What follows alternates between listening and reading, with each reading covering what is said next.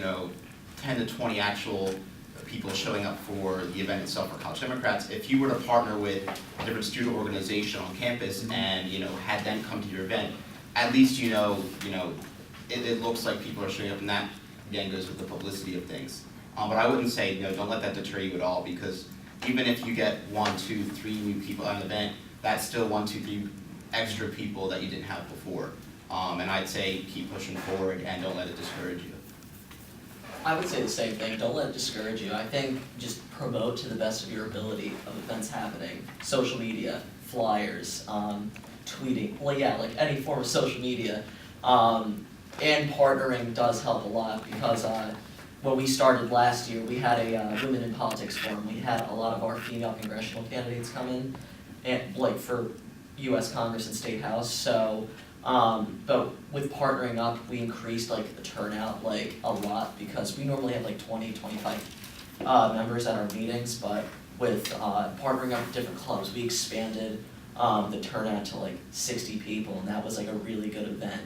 And and with people from the different clubs, they ended up starting to come to our meetings because they were at different times. So I wouldn't let that discourage you. Yeah, we definitely have that happen.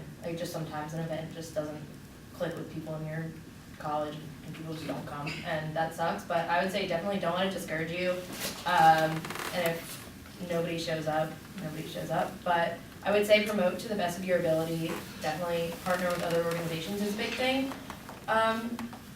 Yeah, also, I would say get your club members as involved as possible in planning the event and promoting the event, because it gets them personally invested. And I know whichever club member was personally invested in trying to make an event happen, they're going to show up. If you had them flyering and helping plan the event, they're going to get personally invested and they're going to go. So. Okay. I just want to add one thing, and there's always, from my experience of planning events, there's always something that's going to happen where it's going to kind of throw you off a bit.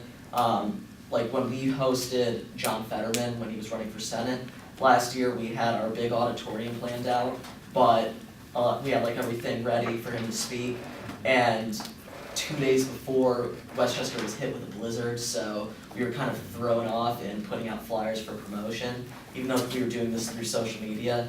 We couldn't get out there and promote more, and I do believe that it affected our turnout. We ended up having 25 to 30 people in a big auditorium, so it was a little disappointing. And the second incident where I've had events happen where they didn't have the best turnout was when APSCA, because Westchester is a part of the state school system, our faculty went on strike because they did not have a contract, and we had to meet the candidates forum for 2016, and we did have a low turnout, but even though there was a low turnout, it was very personal. It was a good event. So numbers, sometimes doesn't mean it's everything, but if you have something that's engaging, that's still a good event. Any additional questions? So I go to Muhlenberg College, and we always start our meetings by writing letters to Pat Toomey, which is really fun. But then I just have a question. So you mentioned that you like to run events with other clubs on campus. I'm finding that other clubs on campus don't want to work with us because they don't want to show any partisanship to discourage college Republicans or just conservatives from joining their clubs and participating in their clubs. And I was wondering if you've had any experience with that and how you've overcome that.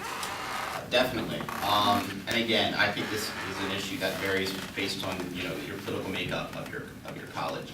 But I would say in response to that, you have to kind of align yourself with the clubs that you think you also share the same interests with. For example, we're probably not going to partner with a hardcore, for example, hardcore rightist, pro-Israel, anti-Palestinian group on campus, obviously. However, we can guarantee that we're going to partner with the Muslim Student Union. We're going to partner with the feminist club on campus. Clubs that relatively fall within Democratic platform in some way, shape, or form, even if they are relatively right-leaning, like Hillel and stuff like that on campus, that some of them may be a little bit more conservative. Again, it varies. It varies based on your campus makeup, and you have to gauge whether you think they'll join you. But even so, if they're afraid of that, bias, that's when it's a good idea, to try and formulate a big partnership with the Republicans and say, listen, we've got these clubs we want to include, however, to make it bipartisan and to get a good turnout, why don't we work together on this? And again, that depends on your relationship with your Republicans on your campus. But I'd say it's tough to navigate, but it's doable, I think. I've had some difficulty with events where we tried to like co-sponsor something with clubs, especially with voter registration. And like with the first debate that happened, we wanted to have a voter registration drive, but the Honor Student Association of Westchester wanted this to be a balanced event politically, and the college Republicans and Democrats were co-sponsors. However, because there was going to be only one college Democrats table, they didn't want it to appear partisan. So I have had experiences like that where it was difficult to work with clubs because they don't want to appear partisan in any way. But Jordan really said what I was going to say, is have clubs that you're really going to align with, like very liberally, like women's rights groups, like the Muslim Student Association, or like environmental groups especially. They're really like big organizations to work with. But I mean, yeah, developing a relationship with college Republicans, depending on how civil they are with you on campus, like you mentioned Lock Haven, correct? Like with them being obnoxious and not really being civil in a sense and wanting to sit down and talk and work with you.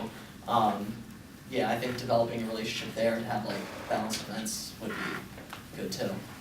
Yeah, we've had issues with that before, like if we, like for example, like Black Caucus or something will say they're a nonpartisan organization and they don't want to work with us, but you can, if you can convey to them that just because they're co-sponsoring an event with college Democrats doesn't mean that they support the Democratic Party, like if you can have, I would say events that are more issue focused, so like if you had an event that's, focused on like criminal justice reform and stuff like that, or just like, I don't know, anything really, or a really environmentally focused event, then environmental groups probably gonna wanna work with you more.